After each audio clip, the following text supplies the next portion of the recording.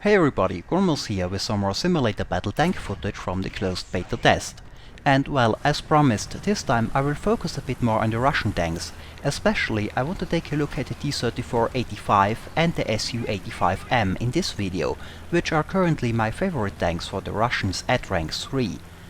Like last time, there are a lot of arcade maps in the rotation, but I also tried to also get a bit of Kursk footage for some longer range fights this time. Now, before we take a look at the T-34-85 and the SU-85M, there are a few other things I want to talk about. Patch 1.39 and the crew replacement system. Well, an important change was introduced into the closed beta last week, which I wanted to talk about in last week's video, but I completely forgot about. Last week a first version of the crew replacement system was introduced. That means that now, if you knock out a crew member, it will take a while till the rest of the crew has him replaced, and in the meantime, whatever his job was will not be available. So, if you knock out the gunner, you will not be able to aim or fire the gun for a while, and if the driver is knocked out, the tank will not be able to drive. That is of course great news, and something I and many others have been waiting for. It makes the fights more realistic and also adds a few more things you have to keep in mind when deciding where to aim on an enemy tank. To a certain extent that was always the case, but now even more so. Especially in close range fights, for example, it can be very helpful if you know where, for example, the gunner is sitting, to take him out and prevent the enemy tank from shooting back for a while. So, when I am close enough and I have the necessary penetration, I usually aim for the turret at the moment, when I have only the front of the tank to shoot at, directly at the gunner's side if possible, and when I have the sight I aim for the ammo. Now, as you can see, it becomes even more important to know where crew and modules are located within the tank. And there is also some interesting news about that. In a Q&A on the forums, it was mentioned that we will most likely get some sort of in-game damage model inspection tool in the future. I assume similar to the third-party tools that are available for World of Tanks. So even if you don't drown in tank books like I do, it seems you will eventually get the tool to check where modules and crew are located within the tanks. Well, in other news, today, just as I started making this video, patch 1.39 was released on the live server. That's of course exciting news. I have been waiting for 1.39 to really get back into planes again. Now, since the download takes a while and I am already making this video, I can only tell you about what I have seen on the test server. But what I saw in my few short visits to the test server I liked. The planes that I have tried in 1.39 all had an improved flight model. I test flew the ones I knew would not even stall in 1.37, which for me is the biggest problem when it comes to flight models. I want them at least to be able to stall. And it seemed, at least for the planes that I have tried, that this has been fixed. The planes can stall and even enter a spin if you're unlucky, also something that very few planes in 1.7 would actually do. Also, now all the planes get the control stiffening in high speeds, not just a few. Sure, there are still a few problems, but for the most part I really like where this patch is going, and I am looking forward to trying all the planes with the new flight models. But for now, let's take a look at some tanks. First, the T-34-85. Now this tank was always one of my favorite ones because of its combination of speed and firepower. However, I also think that this is a tank that needs to be played right to be successful. The T-34-85 is of course a T-34 with a new turret and the 85mm gun, but the hull is still the same, with 45mm of armor in the front, which will stop absolutely nothing at rank 3. The turret has 90mm on the front, so that is not too bad. If you can get into a good hull down position, you can use that. However, the tank has a very limited gun depression, which makes finding a good position harder. Also, Tigers and Panthers still have a better frontal armor than you have on your turret, as well as a better gun, so even in a hull down position you want to avoid fighting them head on. The way to use the T-34-85 is usually to use its mobility to get into your opponent's flanks and attack them from an unexpected direction. That of course works better on larger maps that allow you to maneuver.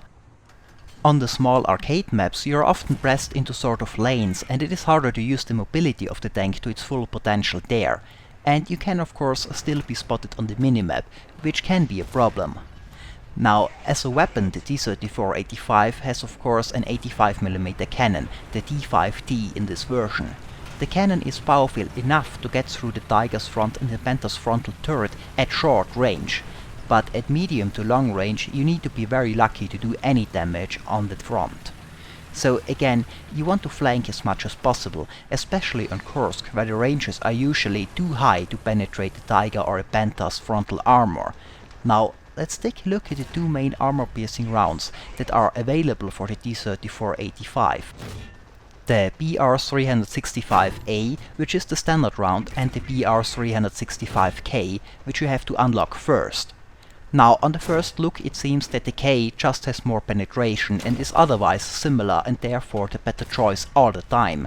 But as it is often the case with wars on the ground forces, if you take a closer look, it's not quite as simple as that, though I agree that the unlock 365K is the better choice most of the time. Let's take a look at the differences between those two rounds. The BR-365A you start with is actually a more sophisticated round, with a ballistic cap and a blunt nose penetrator behind it, and a high explosive burst charge of course. As I've explained some time back, the blunt nose is typical for armor-piercing rounds, and it reduces the risk of the round shattering or bouncing if it hits sloped or angled armor. Of course, the blunt nose is not very aerodynamic, that is why a ballistic cap is added to it, so the round will keep its speed up for longer. Now, the BR-365K is a simpler, armor-piercing high-explosive design. It has no cap, but like the A, it also has a high-explosive burst charge, a slightly smaller one though. Now, what is a little bit unusual about this 365K round is that its armor-piercing nose is a little bit sharper than usual in armor-piercing anti-tank rounds. The reason is that this improves the performance of the round if it hits non-sloped or angled armor, though it is less effective against sloped and angled armor. As I have said before, it is more likely to shatter or bounce. That of course is the idea behind it. The Tiger, as well as most earlier German tanks like the Panzer IV and Panzer III, are very boxy designs with not very much sloped armor. So having a round that is better against non-sloped armor makes sense, as long as the target is not angled of course, but if a Tiger angles his armor towards you, you won't be able to get through with your 85mm anyway, and you better come up with another plan. However, if your opponent wants to shoot you, he has to turn his turret your way, which gives you an opportunity to fire at a non-angled turret. And that is something I like to do anyway, even though it is slightly better armored on the Tiger. Because, as I've said earlier, it gives you a chance to knock out the gunner and prevent your target from shooting back. If I for some reason have to take on a Tiger or a Panther head on, I usually try to aim straight for the gunner's side for this reason. Now, some of you might wonder if the BR-365K is good against non-sloped armor, but bad against sloped one. What about the Panther's turret, which has a rounded gun mantlet? Well, the Panther has of course 100mm of rounded armor as a gun mantlet. That means you have to aim pretty precisely. If you hit the gun mantlet pretty much in the middle, your shell will hit pretty much at a 0 degree or close to 0 degree angle, and 100mm armor at 0 degrees the 365K can deal with at short ranges. The further outside you hit the mantlet, the bigger the angle gets and the less likely it is for you to penetrate.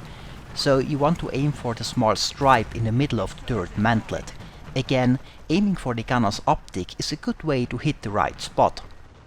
So I carried mostly BR-365K rounds when I recorded this footage, figuring that if I have to face a Tiger or a Panther head on, I either manage to hit a non-angled surface where the K round performs better, or if I can only fire at a sloped or angled armor, I won't get through anyway and it does not matter if I use the K or the A round. One thing I failed to consider there was the Jagd Panzer IV, where you have to fire at the angled surface from the front. I think against the Jagd Panzer IV, the normal BR-365A rounds would perform better than the K. So you should carry a few of them in case you run into the Jagd Panzer IV. So overall I would say the T-34-85 is a tank that needs to be played very mobile. You need to be able to get into the opponent's flanks. Sure, on the small arcade maps that we still get very often, you often end up so close to your opponents that you can get through a Tiger or a Panther's front if you aim right. But keep in mind, in the future those will be replaced by real simulator battle and realistic battle maps, and like on Kursk, getting close enough to fire through the front of a Tiger or a Panther will not happen that often. The tank is also nice for team play, I think, and on open terrain like on Kursk, you can be pretty successful if you use a wide formation that allows one tank to distract the opponent while the other one gets into the opponent's flank. Though that's hard to pull off without TeamSpeak, and I think will not work very often in random teams, though I had situations where it did work. Now, one more thing before we move on to the SU-85M. If you do get a flank and you end up into someone's side or rear, it is in my experience the best to shoot a Tiger or a Panther in the side exactly below the turret, because that is where the ammo is stored. So you get a very high chance of an ammo explosion or a fire, and even if you not, you will hit the turret basket behind it, and if you hit there you have a very good chance of crew and module damage. If you get into the tank's rear, I would suggest shooting the rear of the turret, not the engine deck. If you hit the engine, there is a chance of fire and you can immobilize the tank, but often he will have a fire extinguisher and an immobilized tank can still shoot back. In the very early stages of the closed beta test, shooting the engine was the best way to destroy a tank, as it would simply blow up if the engine was destroyed, but that is not the case anymore. Even immobilized, the tank can still fight. So you are better off shooting the rear of the turret, where you can knock out the crew, the gun, or even blow up the ammunition. Well, let's move on to the second vehicle I want to cover in this video, the SU-85M. This tank destroyer moved to rank 3 from rank 4 and is now the highest battle rating Russian tank on rank 3, higher than the IS-1 or the Jagdpanzer IV L-70 for example. The SU-85M is actually a SU-100 chassis, but with the 85mm gun, and the biggest difference to the earlier SU-85 is its thicker armor. The original SU-85 has 45mm of armor, that's the same than the T-34 has on the hull. However, the SU-85 has less slope than the T-34 has, 50 degrees instead of 60. This makes quite a big difference, so the SU-85 is not very well armored. The M version has however 75mm of frontal armor, so a big improvement compared to the earlier version. The slope is still 50 degrees from the vertical, so the frontal armor protection of the SU-85M is comparable to the Jagdpanzer IV L-70. The Jagdpanzer has 80mm with a 45 degree slope, and the SU-85M has 75mm with a 50 degree slope. However, the SU-85 faces higher penetration cannons like the 75mm L-70, so its armor does not provide quite the same level of protection at long range. Now, the SU-85 has of course the T5 85mm cannon like the T-34-85, and we already talked about its BR-365A and BR-365K ammo. However, the SU-85M, unlike the T-34-85 or the IS-1, can unlock the BR-365P APCR round, and that makes the SU-85M the only vehicle currently in the Russian Tree that can engage German tanks somewhat effectively at a little longer ranges. I don't have it unlocked in this footage though. Now, the 365B round has of course the typical advantages and disadvantages that come with APCR rounds. It has a very high muzzle velocity and is therefore easy to aim, and it has a very good penetration. However, an APCR round of course fires a high velocity projectile with a subcaliber tungsten core penetrator. So the part of the ammunition that actually penetrates the armor is subcaliber and actually pretty small, and unlike the 365A and K, it does not have an explosive bursting charge.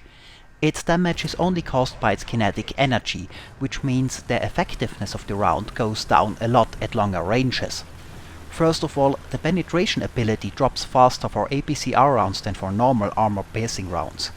So while the 85mm APCR has a higher penetration than the Panzergranate 39 from the L-70 at short ranges, above 500 meters the Panzergranate 39 is better, and at 1000 meters the APCR is even weaker than the BR-365K armor-piercing high explosive round. That of course again matters mostly in actual realistic battle and simulator battle maps. On the small arcade maps you rarely get the chance to fire on those ranges, but on Kursk for example you do get firefights at those long ranges frequently. Now another thing is that the APCR, as I have already said, only does damage via kinetic energy. That means the kinetic energy that the penetrator has left after getting through the armor.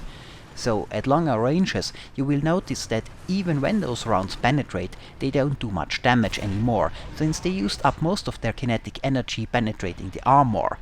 While armor-piercing high explosive rounds on the other hand will still have their bursting charges to do damage. Still, the ability to do some damage at long ranges is nice to have and gives the SU-85M more versatility. So in general I would say you still want to try to get flanking shots in the SU-85, as you still are at a disadvantage at head-to-head fights at range. But thanks to the APCR, head-to-head engagement become a little bit more of an option. As far as mobility goes, the SU-85M is slower than the T-34, but faster than the Jagdpanzer IV. Though I would say that the Jagdpanzer IV has a faster traverse speed, and similar to the Jagdpanzer, the SU-85 has a small silhouette and is harder to spot than the T-34 or an IS-1. I personally consider the SU-85M the best Russian vehicle currently on Rank 3, as I feel it has the best mix of firepower, mobility and protection.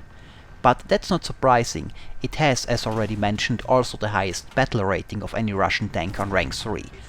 Well, that was a look at the T-34 and the SU-85M, and this is it for this video. As always, I hope it was entertaining, thanks for watching, and maybe I'll see you next time.